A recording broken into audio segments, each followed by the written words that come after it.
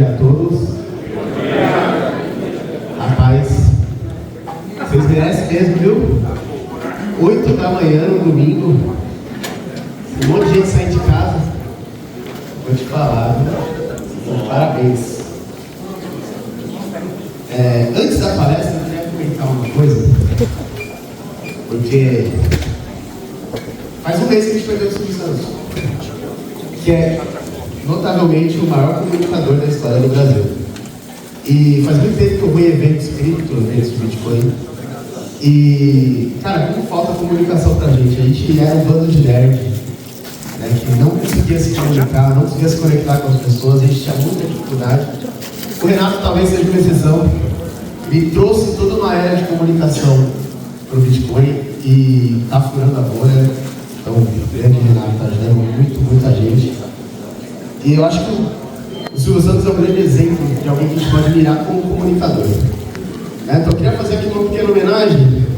Ele jogava os aviãozinhos de dinheiro, eu pensei que jogava umas moedas de Bitcoin, mas essa moeda é pesada. Se alguém levou uma pedrada dessa na cabeça é complicado, né? Então vou jogar aqui uns aviãozinhos de Satoshi.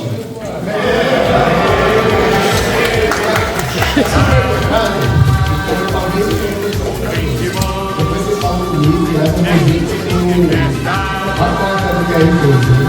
Vamos jogar aqui.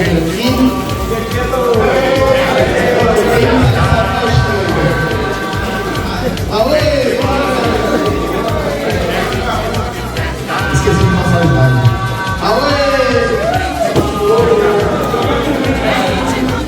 Só mais um, hein? Aqui, olha, aqui, ó, mais gente. Vocês perderam. Tem que ter sorte também. Pegar a moedinha aqui.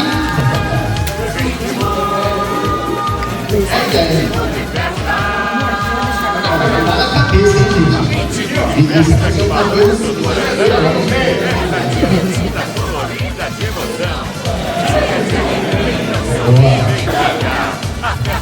Bom, tem um top coisas nas coisinhas, com vários sites, com qualquer carteira light, você consegue resgatar. Depois vocês podem falar comigo se tiver alguma dúvida e tal. Mas, bom, isso é só uma graça, só uma brincadeira aí pra agitar esse começo de dia aí da gente. Lembrar um pouquinho do Silvio Santos também, de uma forma engraçada e divertida. Mas eu garanto pra vocês que todo mundo aqui vai ganhar muito mais do que esses R$50 aí do aviãozinho. Então, isso é realmente só uma brincadeira. O meu tema é a teoria das bandeiras. Quem aqui já teve contato com esse tema? Bastante gente, hein? Bastante gente. Bom, é interessante porque eu vou introduzir o tema que vai ser trabalhado nesse primeiro bloco. Né? Nós vamos ter uma palestra logo depois sobre offshore. E por último nós teremos um painel sobre teoria das bandeiras, offshore, residência fiscal e tudo mais. Então eu busquei dar uma introduzida no tema e trazer boa parte da minha experiência com esse tema. Tem uma frase do Renato que eu acho muito icônica, né? Que é mais fácil o macaco mudar de árvore ou mudar a árvore de lugar, né? Eu acho que é um resumo genial. O DJ tá com um pouco de eco, não sei se mudou um pouco, né? Mas eu acho que esse é um resumo genial do que é a teoria das bandeiras. Que é simplesmente você escolher aonde você vai submeter, né? A qual jurisdição você vai submeter a sua vida. Então, os países têm leis diferentes, isso é um fato. Né? Cada país tem uma série de características únicas ali. E alguns valorizam a liberdade, outros nem tanto. Infelizmente, hoje o time dos que não valorizam a liberdade está muito maior. Né? E você não escolhe o país em que nasce. Então você acaba ficando preso à legislação daquele país. Mas você pode simplesmente ter outras bandeiras.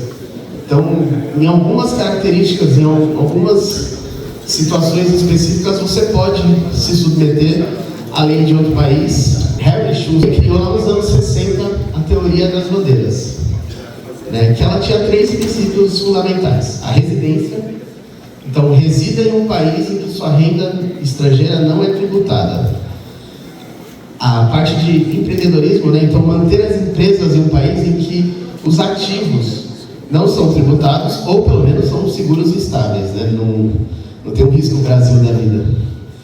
E a terceira parte é o lazer, de ver como o turismo em um país que valoriza o que você faz.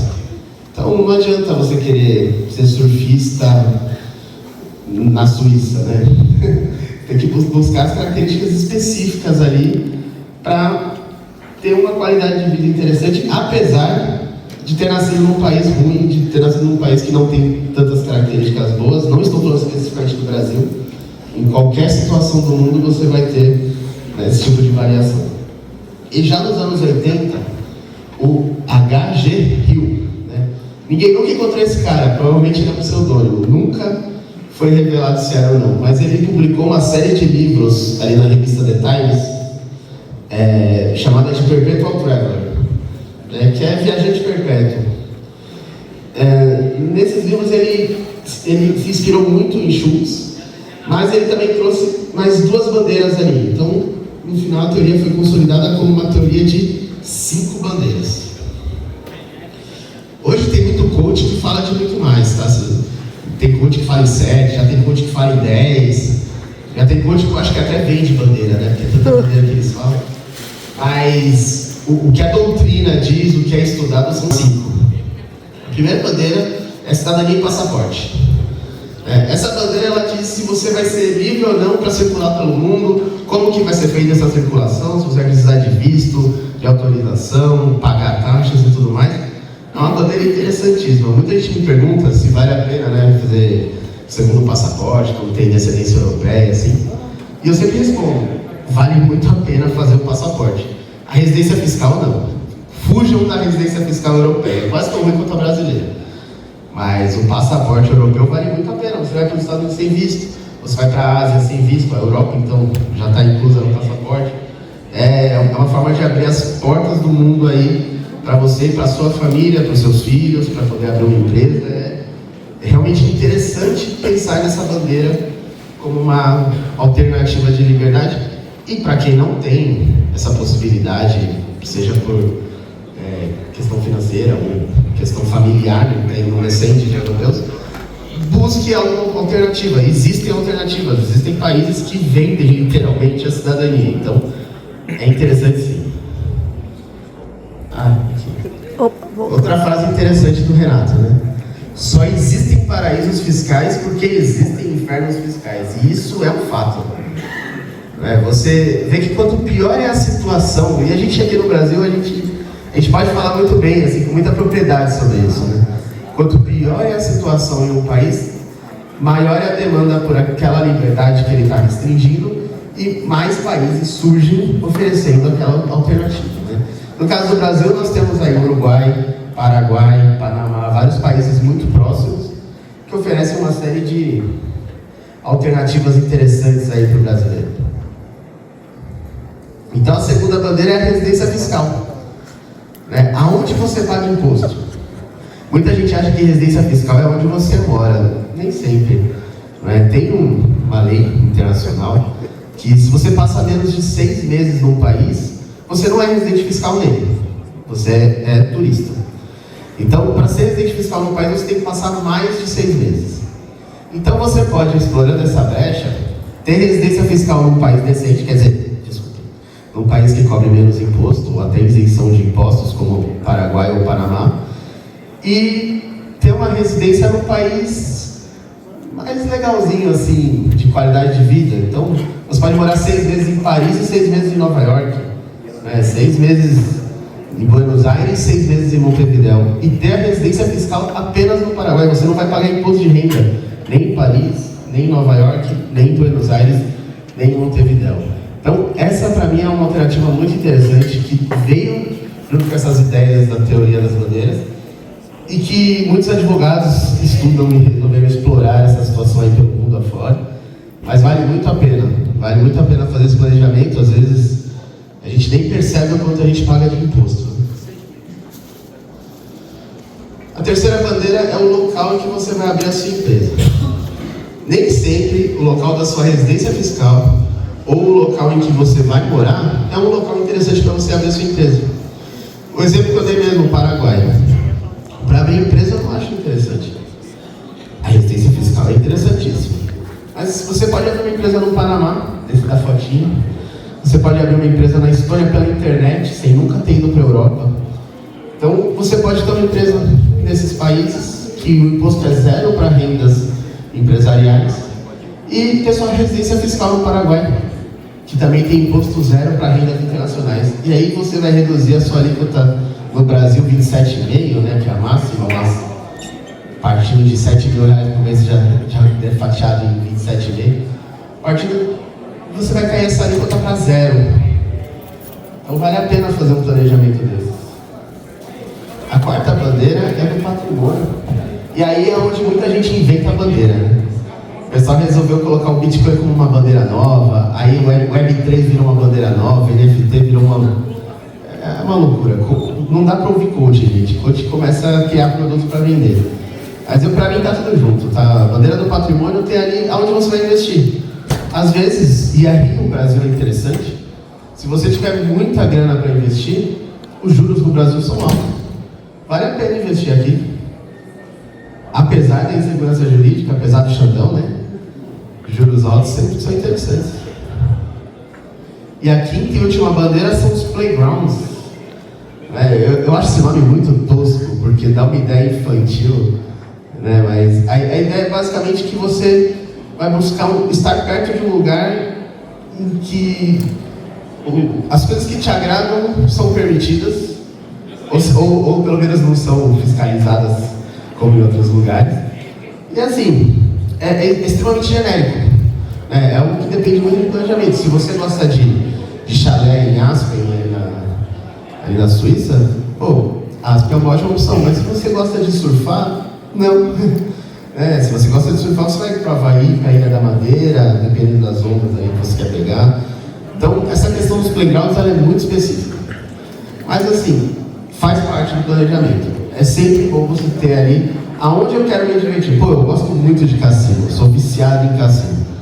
Então, você vai colocar ali ou Vegas, ou o Uruguai, ou até mesmo ali no Paraguai, tem uns cassinos mais ou menos, mas que dá para se divertir bastante. Então, a quinta bandeira é essa, os playgrounds. Eu quero falar um pouquinho do Paraguai. Por que eu quero falar um pouquinho do Paraguai?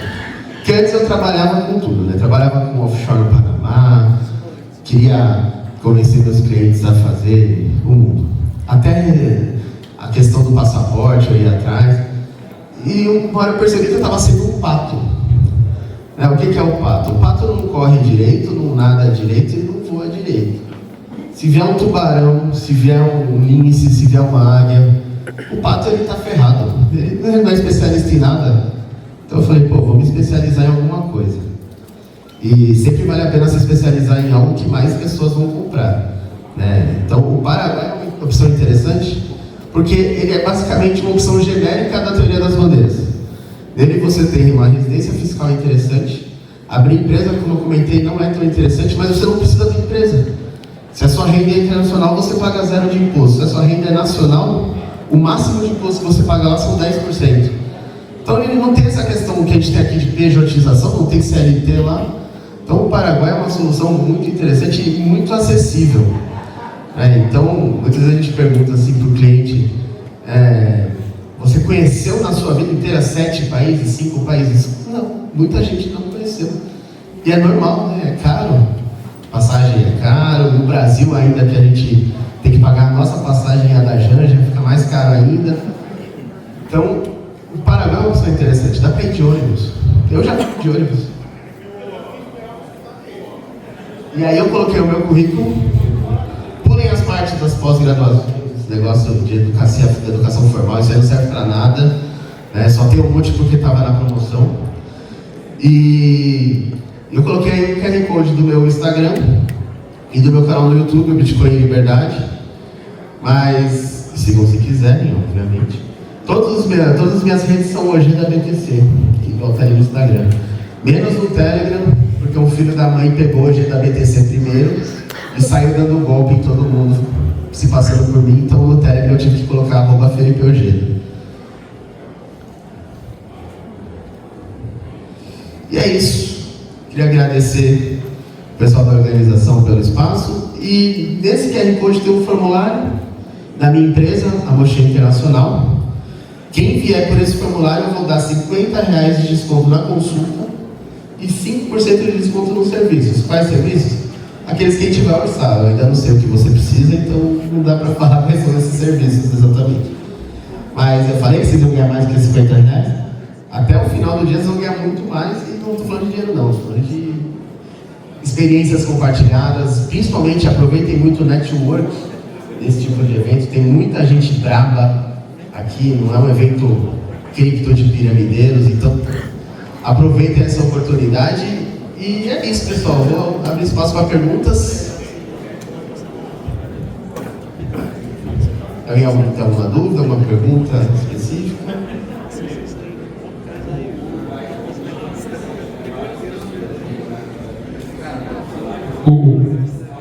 Sim.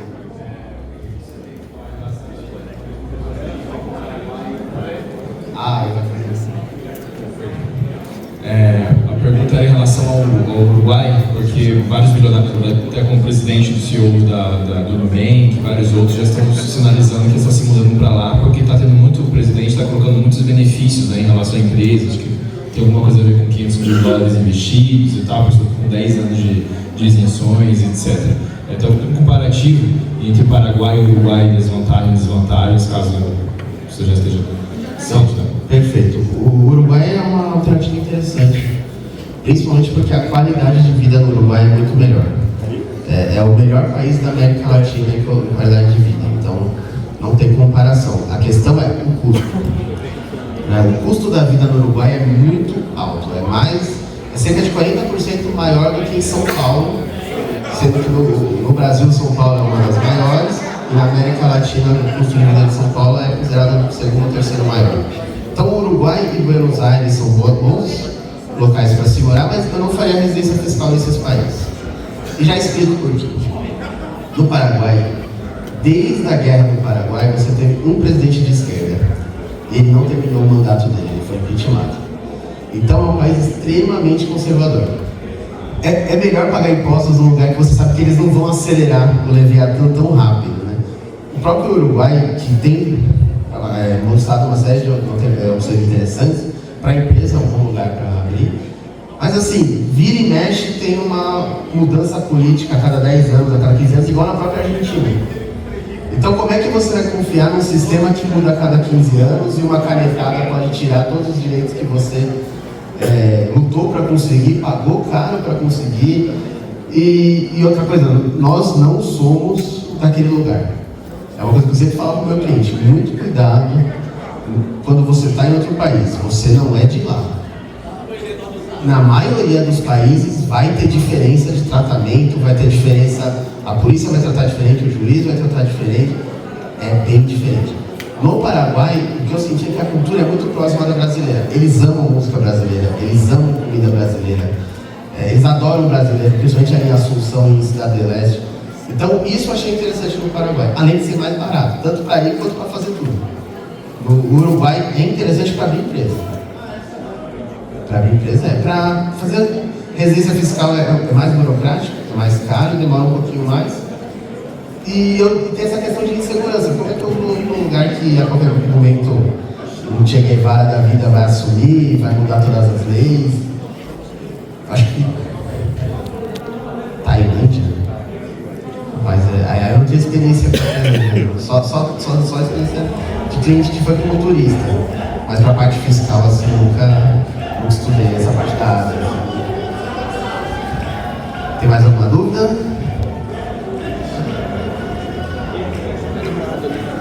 Qual foi?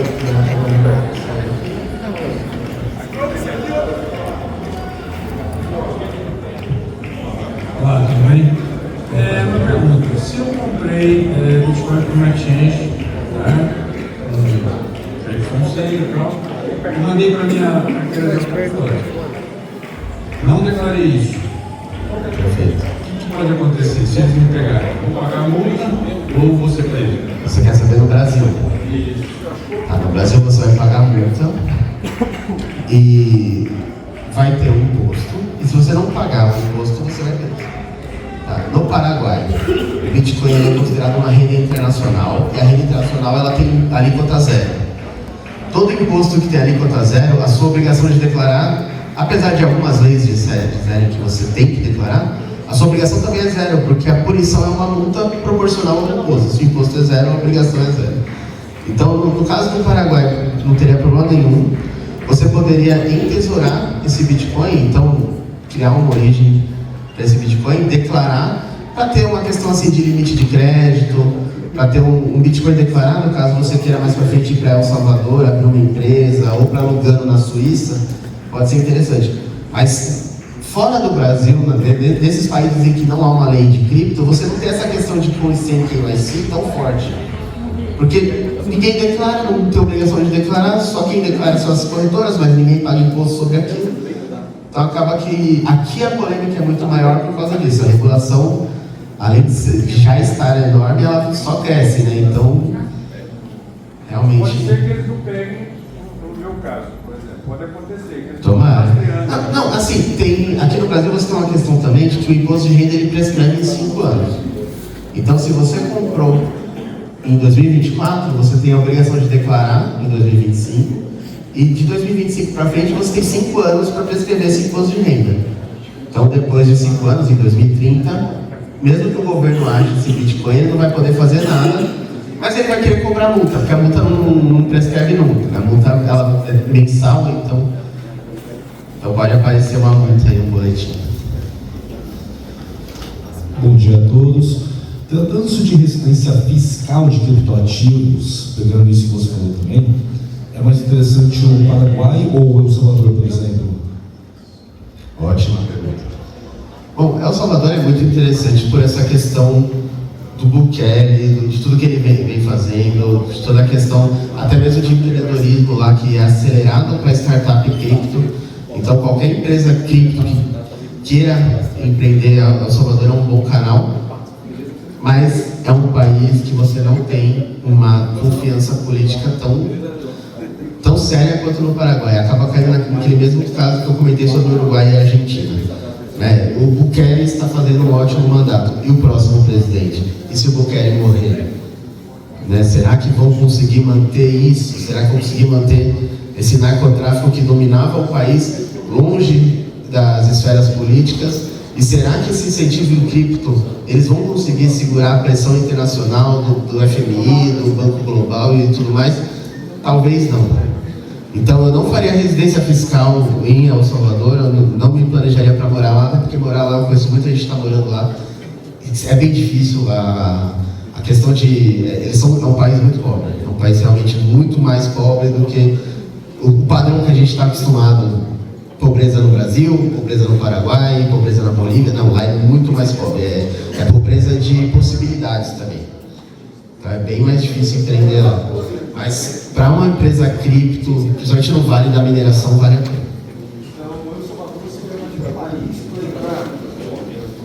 Playground é um país para a empresa, para fazer assim.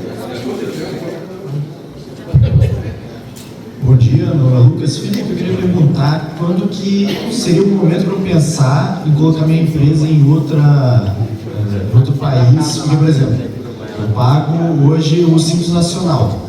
Não é uma renda empresarial muito significativa.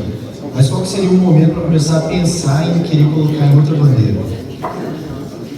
Bom, é uma questão extremamente individual, né? Qual é o momento que você vai estar de saco cheio de manter esse país, de sustentar a Janja, de sustentar o Xandão? É individual. Uma hora vai ter a última gota, você vai falar, não quero mais, vou dar um jeito de tirar o dinheiro dessa jossa, né? Mas assim, tem algumas características específicas na sua pergunta. O Simples Nacional é uma alíquota interessante para a PJ, e se você dá saída fiscal do Brasil, quer dizer, você fez a residência fiscal do Paraguai, você fez um planejamento para morar menos de 6 meses no Brasil por ano, ou menos de 6 meses formalmente no Brasil por ano, depois a gente pode conversar sobre isso, mas é algo que não pode ser registrado. Mas muita gente faz, eu não estou incentivando ninguém a fazer, né? E... peraí que eu me perdi aqui. Tá. Quando você dá saída fiscal, você perde o Simples Nacional. Se você tiver uma empresa aberta no Brasil e ela tem Simples Nacional, ela se torna uma empresa de sociedade limitada, mas com a tributação de lucro real. Então, Não, lucro presumido, perdão. Então você acaba perdendo uma alíquota ali interessante se você tem uma empresa aqui. Mas se os seus clientes pagam em dólar, então são clientes multinacionais, vale a pena conversar com eles e falar, ó, eu vou abrir no Paraguai, você paga em dólar, eu te dou 5% de desconto, o imposto vai ser 0. Vale a pena. Opa, duas perguntas. Primeiro, com relação ao Canadá, o que você acha sobre residência fiscal, empresa e patrimônio? E a segunda pergunta, no caso de quem quer abrir uma empresa com ramo de prestação de serviços, tem como abrir uma empresa de prestação de serviços com outra residência fiscal? Certo. O que eu acho do Canadá? Bom, o Canadá, Estados Unidos e Europa em geral são péssimos lugares para ter residência fiscal. Para abrir empresa, ok, depende da jurisdição. No Canadá você também tem uma questão de jurisdição muito forte, então, assim como nos Estados Unidos. Abrir uma empresa na Califórnia é uma péssima ideia. Abrir uma empresa em Wyoming, que você tem uma lei protegendo autocustódia de cripto e uma lei proibindo as empresas de cobrar KYC, é interessante. Então essa questão varia muito de estado para estado. Né? E o Canadá, assim, na questão cultural, eu me preocupo muito, porque ele está tomado por esse vírus woke. Então, eu não iria para lá. Eu tenho alguns amigos que estão lá, mas eu não iria para lá. Talvez abrir uma empresa lá, se o meu cliente for canadense, para receber dele, pagando menos imposto, vale a pena. E a segunda pergunta?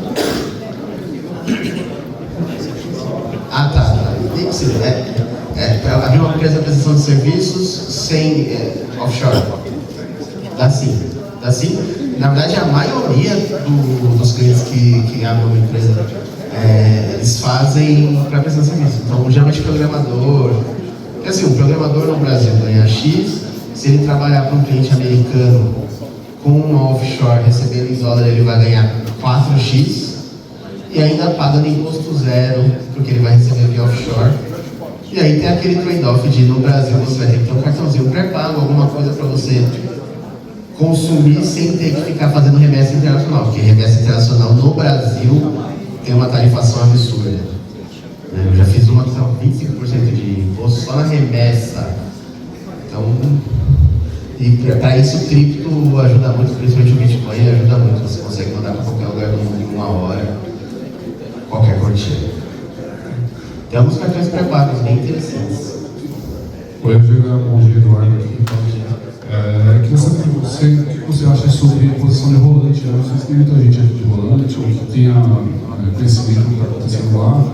E é importante a gente ter um encontro desse, poder falar sobre a experiência que está tendo lá. Então, e ser replicado em várias cidades, ou até mesmo bairros, com comerciantes locais. Eu acho que esse encontro aqui, às vezes parece que fala muito de fora, em vez de tratar daqui de dentro, né? Desse jeito a gente está desistindo do Brasil, dos familiares, tudo isso. Então, eu queria ver qual é o seu depoimento sobre isso, o que você conhece sobre isso. Parece ser uma notícia sobre que foi reconhecida como CCJ, no Holanda, que é a capital estadual do Bitcoin. Né? E softwares de PDVs, esse tipo de coisas que auxiliam os comerciantes do bairro a ter aceitar o Bitcoin. A gente precisa transacionar isso.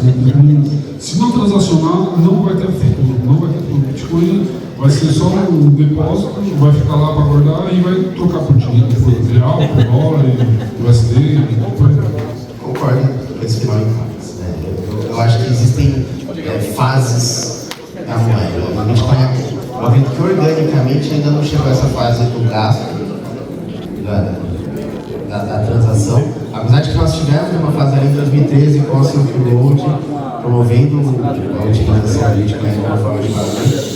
Mas assim, a moeda, conforme ela foi amadurecendo, com um padrão de lucratividade muito alto, ela se tornou um colecionável, por característica própria. Mas eu gosto da ideia de rolante, eu acho interessante.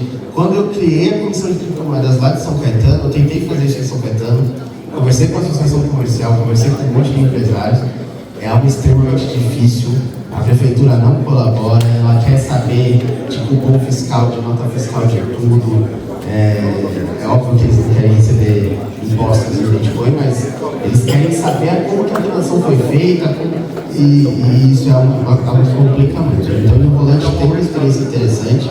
Eu sei que eles sofreram bastante com as enchentes que nós tivemos uns meses atrás, né, infelizmente, mas eu acompanho de longe, assim, achando muito interessante tudo que está acontecendo lá e espero que se replique. Mas eu torço para que isso seja orgânico. Eu acho que o orgânico ele sempre demora um pouco mais, mas ele vem com mais força, esse tipo de adoção.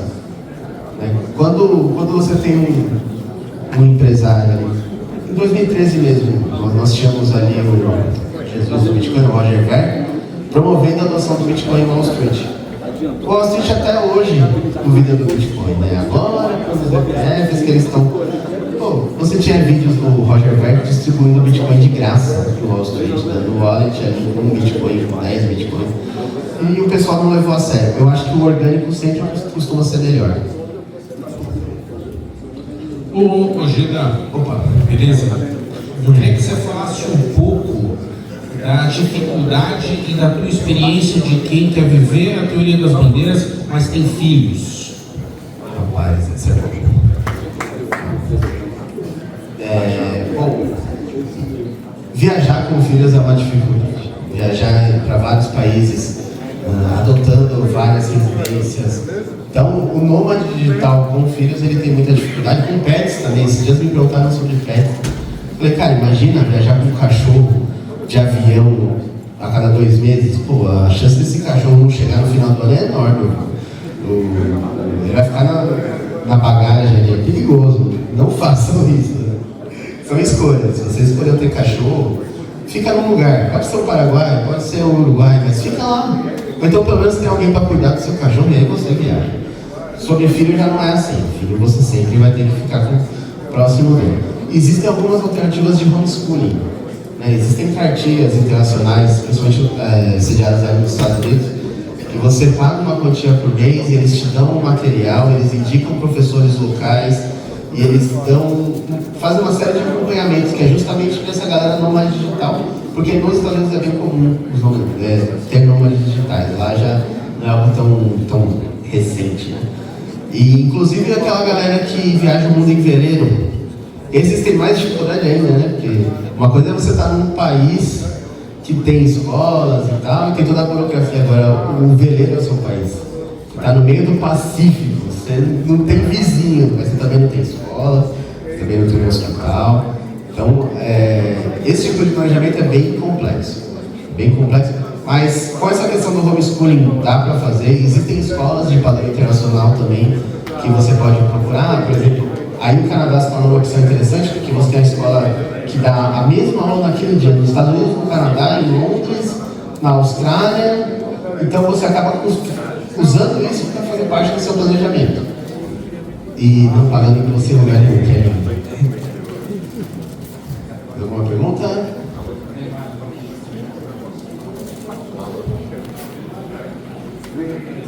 Aqui, ó.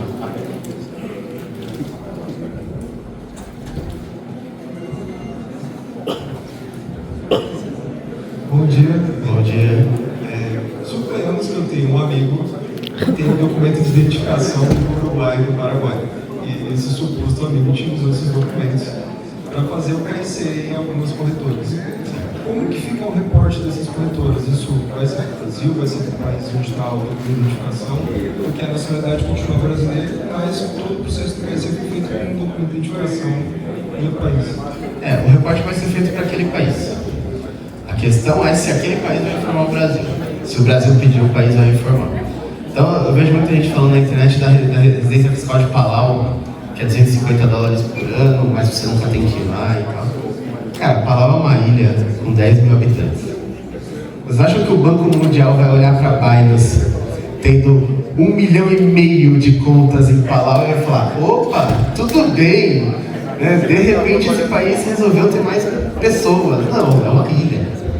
Então vai chamar atenção, sempre. Opções melhores são o Paraguai e o Uruguai. São bem melhores porque o país já tem, o Paraguai tem uns 10 milhões de habitantes, o Uruguai tem uns 40, já tem uma quantidade razoável de habitantes, não vai chamar tanta atenção essa discrepância. E você já teve alguma casuística de reporte do Uruguai ou do Paraguai para o Brasil? Não, principalmente o Paraguai não tem nem como reportar porque ele não é... ele é o único país do mundo que você consegue ter conta em dólar sem reportar o CDL. Então, por isso que eu acho muito interessante o Paraguai. Ele tem umas características. O Uruguai tinha uma questão muito interessante alguns anos atrás, que era a Offshore Golden Share, que é uma Offshore SA, uma empresa que você tem um título, e o título é como se fosse um cheque, é um título ao portador. E aonde você estiver no mundo com esse papelzinho, você é o dono daquela empresa, só que em lugar nenhum tem seu nome escrito. Então o que o pessoal fazia? Pô, comprar apartamento, comprar carro, comprar todo o nome dessa empresa aí, deixa o pau torar, na hora que o imposto estiver estourando, faz um acordo e nunca tem seu nome tá envolvido, você nunca vai ser preso. Mas isso aí foi retirado. Mesmo se a sua residência fiscal for no Brasil, o reporte vai ser feito para o país que você fez o KIC, com o documento que você fez o KIC. Sim, é que geralmente as corretoras vão exigir que seja no país de residência fiscal. Elas vão pedir algum documento fiscal. Algumas, as mais forrequinhas, vão pedir endereço só. Mas a maioria, a Binance, por exemplo, ela vai pedir o seu comprovante de imposto de renda. Ela não quer saber quanto você ganha. É irrisório, ela não vai te liberar um crédito absurdo mesmo. O que ela quer saber é para qual país que eu vou te dedurar na hora que o bicho pegar. Obrigado. Aqui? Mais alguém? Aqui, depois lá.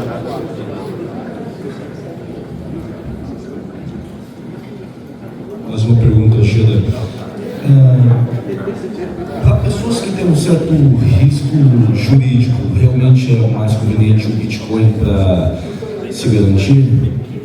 Só te dando um contexto, é que falando de criptativos, essas coisas, me veio à cabeça uma coisa que eu fiz em 2021. Eu tenho um amigo que ele organiza manifestações, e 7 de setembro ele ajudou um certo presidente aí, e visando um ministro muito cabeludo abraçar ele, eu ajudei ele a organizar a manifestação pagando em Bitcoin. Eu consegui $2.000 de Bitcoin e paguei o caminhão na Paulista. O Xandão está batendo na porta dele. Eu não sei, de repente o Xandão decide dar um chá de cadeia de um mês nele e esse meu parceiro lembra que eu existo. O que eu faço? Bom, se ele te dedurar, você entra no mesmo processo que todo mundo. Beleza, mas o Xandão vai pegar meus bitcoins? Não, o Xandão não. Se você tiver o Bitcoin em autocustódia, o Xandão chora, né? Ele vai perder cabelo. Ele não vai conseguir. Isso é o mais bonito do Bitcoin. Ele te dá uma autonomia financeira em relação, inclusive, ao país. Então, é muito interessante. Mas aquilo, se o cara te dedurar por estarmos no Brasil, um estado de exceção, uma situação politicamente muito exposta, dá merda. Ia ser legal eventualmente ter uma residência fiscal em outro país para caso aconteça alguma coisa, então, né? Com toda certeza. Valeu, Getão.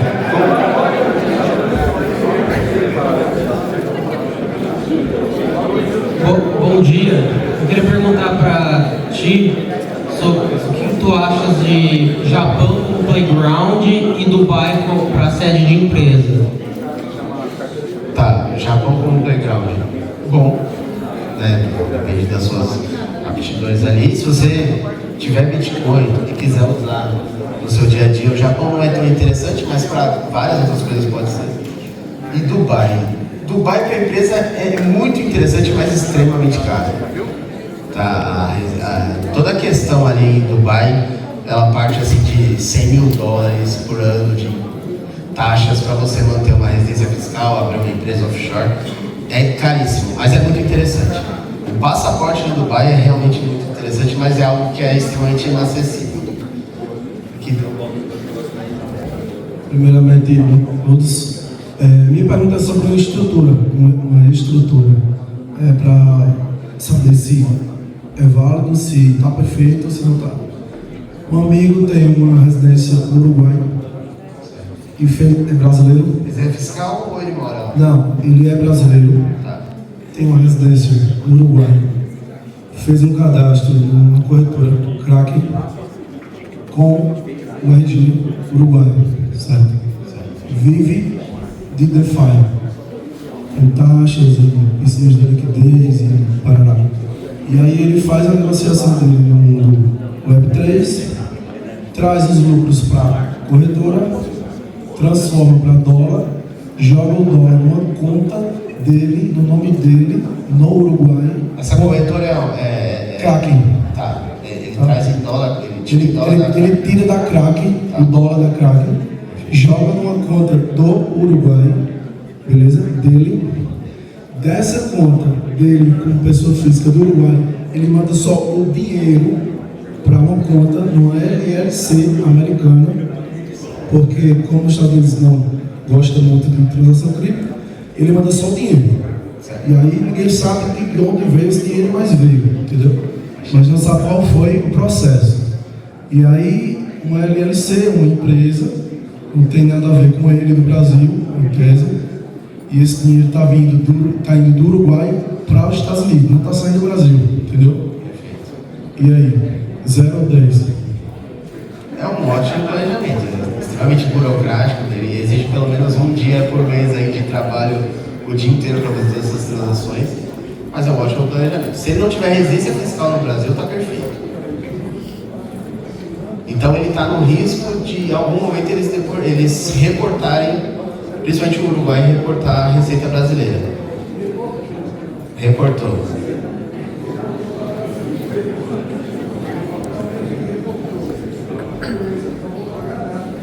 Tá certo. Quer dizer, muito errado. Isso é muito feio.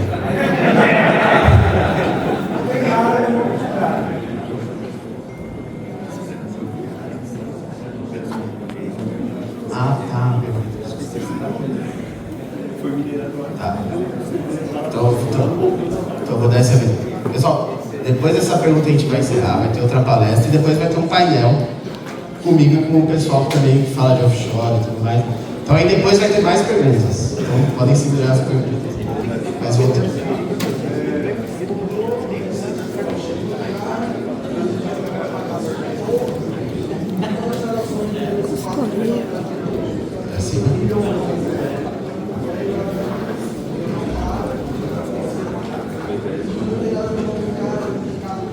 Tá, mas ele vai continuar morando no Brasil?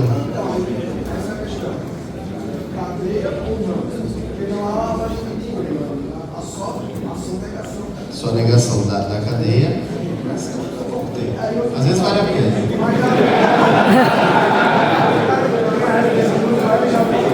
Sim, se ele tiver resistência fiscal, com todo esse setup aí, se ele tiver resistência fiscal no Paraguai, porque uma coisa que eu sempre falo, se você tem empresa no Uruguai, não tem a resistência fiscal no Uruguai. Se você tem empresa no Paraguai, não tem a resistência fiscal. Distribui, descentraliza. Você que gosta de descentraliza. Entendeu? Se você tem a resistência fiscal no Paraguai, nesse caso, aí você não pode fazer nada. Inclusive no Paraguai você está totalmente legal, porque a rede internacional não tem imposto nem obrigação de declarar. Tá limpo. Ah tá. Sim. Se sonegação daquele imposto for crime também na Itália, o Brasil pode pedir extradição de você ser preso lá e ser extraditado. Mas aí é uma coisa que varia muito de país para país. O crime tem que ser exatamente igual nos dois países, a previsão legal, para que você tenha a possibilidade de extradição. Agora, se não for igual na Itália, você não... Aí é maravilhoso.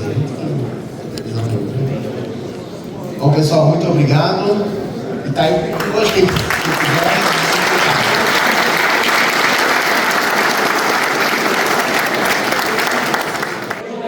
Rapaz, se você quer vazar desse país, eu te garanto uma coisa, velho.